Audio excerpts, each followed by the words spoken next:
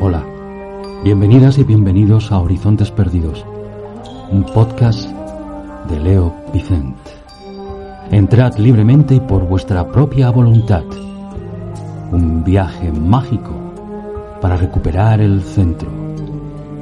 Sendas a los adentros, geografía mítica y atlas espiritual para nobles viajeros.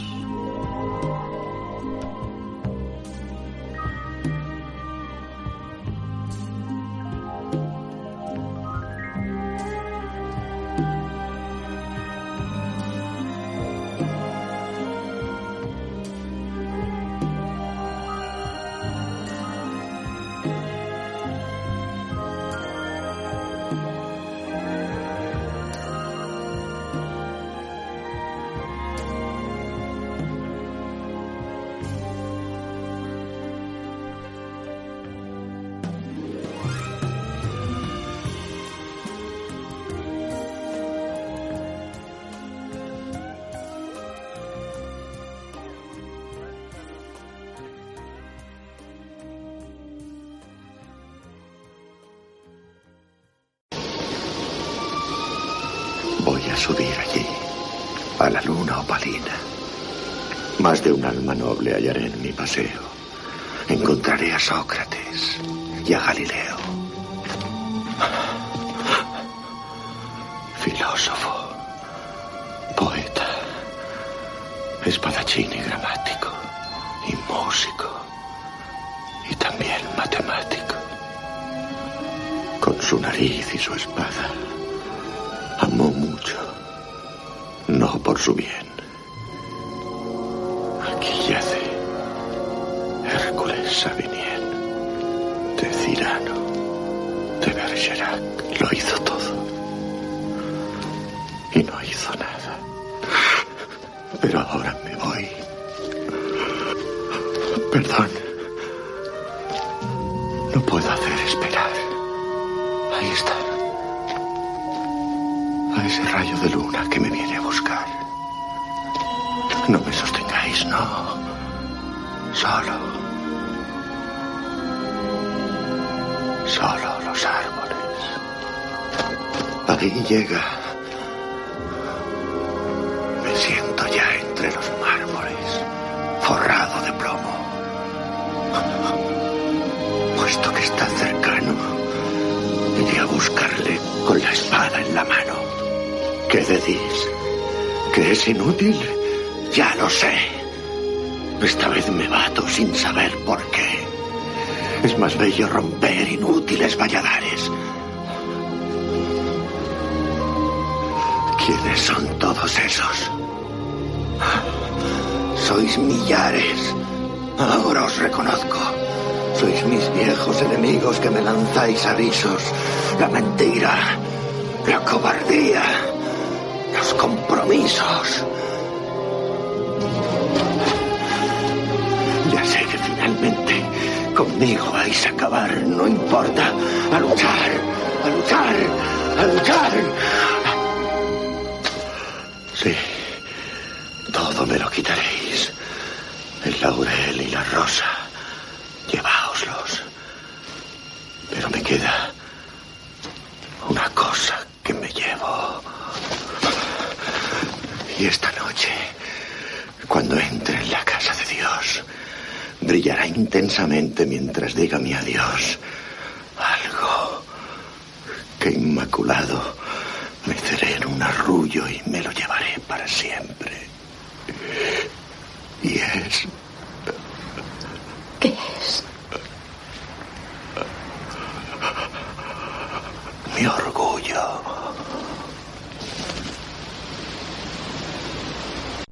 Uf, madre mía. Si no se te pone el vello de punta es que no tienes sangre en las venas. Perdona si empiezo por el final. Yo quería presentar a Cyrano de Bergerac, pero qué mejor que lo haga él mismo. No te voy a hablar de su vida, verás, si quieres saber cosas de él, mejor que navegues por la red, pero te voy a contar cosas realmente increíbles. Leyendo a Cyrano, bajo el olivo del huertecillo de atrás, me entero de que la geometría se descubrió en el delta del Nilo. Se hizo necesaria para la nueva medición de tierras cada año, cuando bajaba la crecida del río que había borrado todos los lindes de las heredades. Tales de Mileto importó la geometría a Grecia, después de un viaje a Egipto, y junto a ella también llevó la profunda convicción de que el agua es el principio de todas las cosas. Supo medir por primera vez la altura de las pirámides, valiéndose de la sombra que proyectaba su propio cuerpo, y después comprobar los beneficios del regadío lo elevó a categoría filosófica. Los cadáveres se secan, solo la humedad da vida a todas las semillas, incluida el alma. Leyendo a Cyrano, bajo el olivo, de pronto se ha destapado la tormenta de septiembre. Antes de que empezara a llover ya olía a tierra mojada. El aguacero, que sobrevino enseguida, no dio tiempo a que se refugiaran los vencejos, y su furia ha obligado a los vegetales a sacar el alma y alguna cosa más. Después de la tormenta olían las raíces del árbol. He encontrado entre ellas una moneda. Parece antigua. Al frotarla ha aparecido de repente el perfil de una diosa desnuda. Y he sabido que aquel maravilloso narizotas, que Cyrano, me lo ha dicho una intuición, por supuesto. Cyrano era un amante de la filosofía, un alquimista.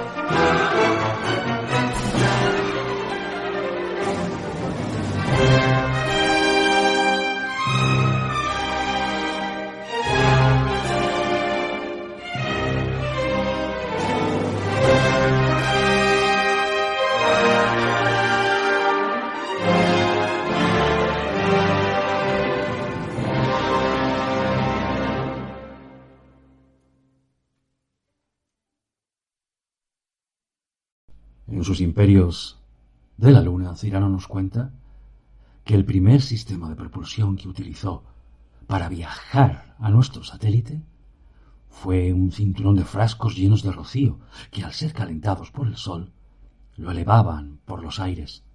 Desgraciadamente, con este sistema solo llegó a Nueva Francia, en Canadá.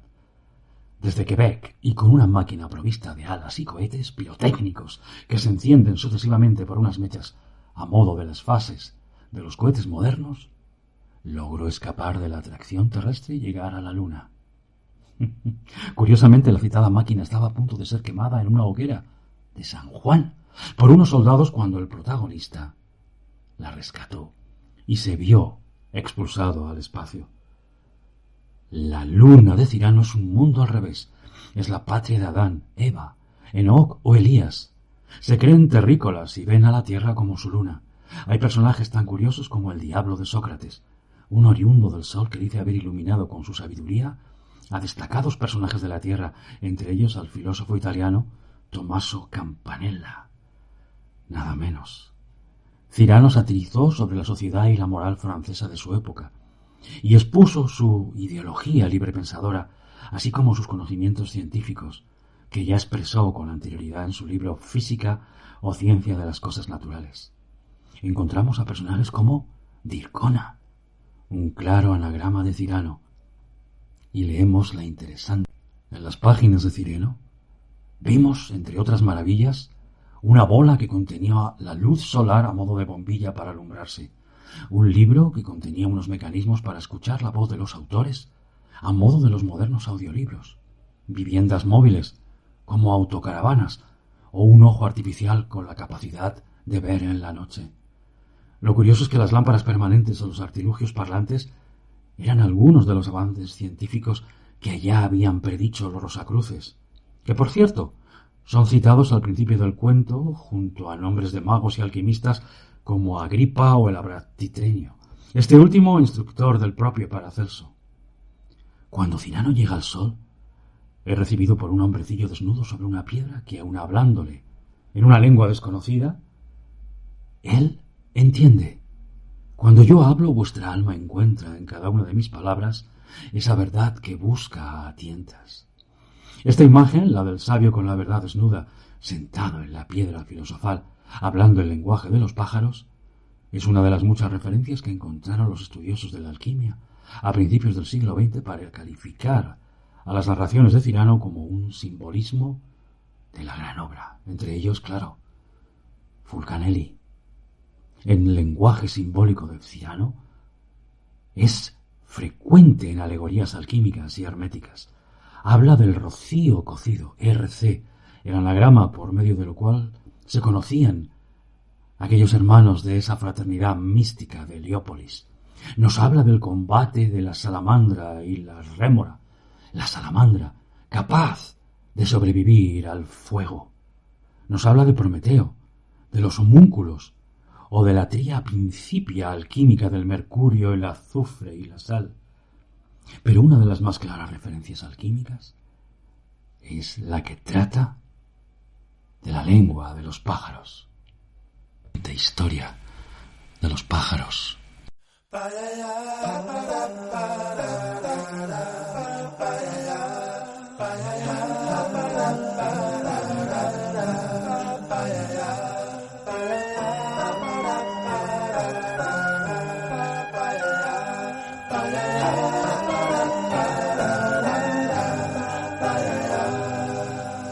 There used to be a graying tower alone on the sea. You became the light on the dark side of me. Love remains a drug that's the high and not the pill. But did you know that when it snows, my eyes become alive and the light that you shine can't be seen? I compare you to a kiss from a rose on the grave. Ooh, the more I get of you, the stranger it feels, yeah. And now that your rose is in bloom, a light hits the gloom on the grave.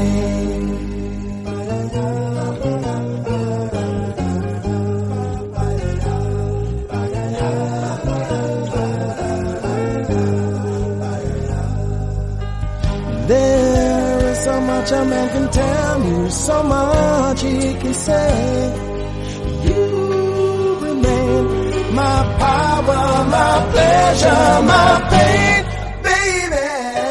To me you're like a grown addiction that I can't deny. Won't you tell me, is that healthy, baby? But did you know that when it snows, my eyes become a light and the light that you shine can't be seen? Baby, I compare you to a kiss from a rose on the grave. Ooh, the more I get of you, the stranger it feels, yeah. Now that your rose is in bloom, a light hits the gloom on the grave.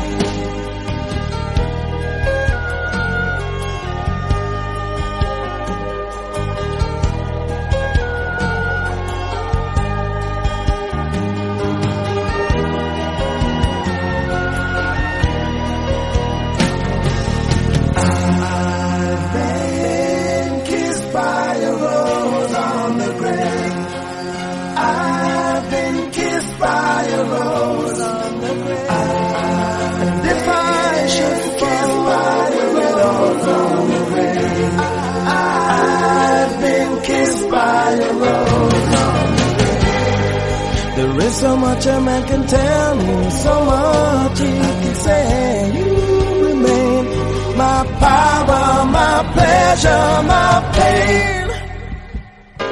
To me, you're like a grown addiction that I can't deny. Now won't you tell me, is that healthy, baby? But did you know that when it snows, my eyes become a large and the light that you shine can't be seen? Baby, I can feel it to a kiss from a rose on the grave. Ooh, the more I get of you, the stranger it feels, yeah. Now that your rose is in bloom, a light hits the gloom on the grave. Yes, I can pay you to a kiss from a rose on the grave. Ooh, the more I get of you, the stranger it feels, yeah. And now that your rose is in bloom, a light hits the gloom on the grave.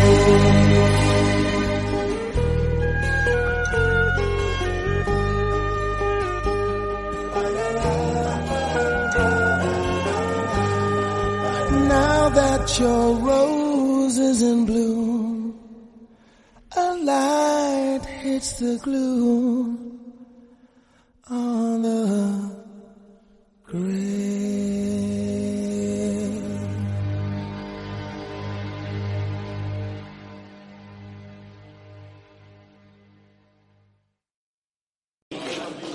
Señor, una pregunta. ¿Habéis leído Don Quijote? Sí, y me quito el sombrero ante hidalgo tan noble. ¿Podríais meditar si no os escuece sobre aquellos molinos? Capítulo 13. Cuando los atacó encendido de ira. ¿Creéis que ataco a la gente que rueda y gira? Un aspa puede terminar vuestras querellas lanzándose al suelo. O quizá a las estrellas.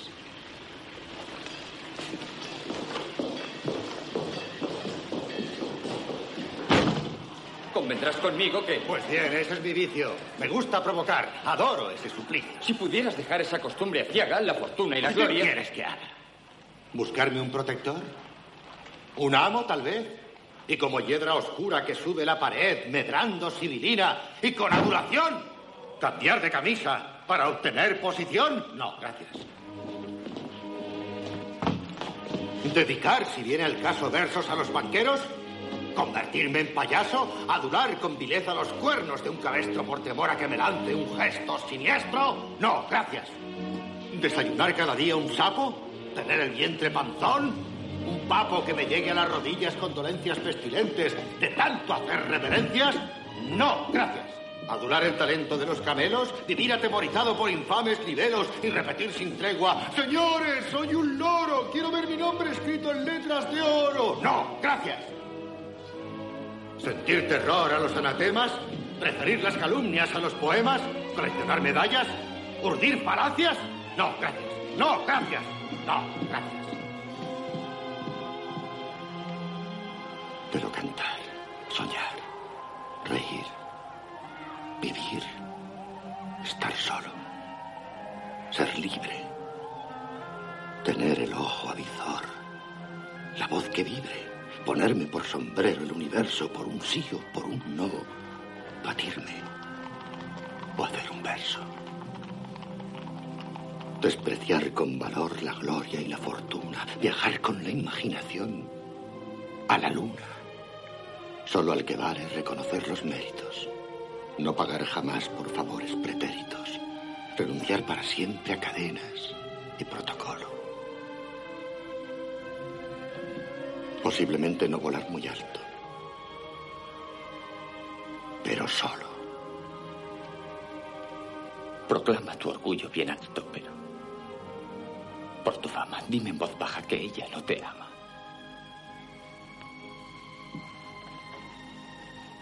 Cállate. La lengua de los pájaros es el lenguaje de los adeptos. Adepto es aquel que ha encontrado la piedra. Este idioma sería con el que Adán dio nombre a todas las cosas, o el que transmitió Salomón a Hiram Aviv, su arquitecto. La lengua matriz de la que surgirían todas las demás. Se creía que iniciados y alquimistas eran conocedores de esta lengua que proporcionaba una visión global de las leyes que rigen el mundo. Por ello era una forma de referirse a ellos. Los propios títulos de la trilogía contienen símbolos alquímicos como el sol, que es el oro, o el azufre alquímico, la luna, la plata o el mercurio, y la centella, el rayo o la chispa del principio espiritual, el rayo de Heráclito, que todo lo gobierna. El apéndice sobre la historia del diamante nos refiere al centro, a la clave de bóveda, a esa clave que rechazaron los constructores y que yo te traigo de nuevo. Esa clave que corona a todo aquel que se inicia en el camino. Las narraciones de Cyrano son una mezcla de ciencia e imaginación y lo mítico y mágico de la tradición sapiencial. Se plantea a estocadas la transmutación del hombre en el sentido místico y filosófico, como simbología de la búsqueda de la perfección. Quizás, como dijo Jung, la alquimia espiritual sea un sistema de símbolos que emana de un subconsciente, no ya colectivo, sino supracolectivo. Cyrano fue un buen conocedor de las tradiciones herméticas y de la llamada magia renacentista, cuyo mayor exponente fue el Tratado de Oculta Filosofía de Cornelius Agripa, publicado en 1533. También fue un duelista consumado, y eso nos gusta.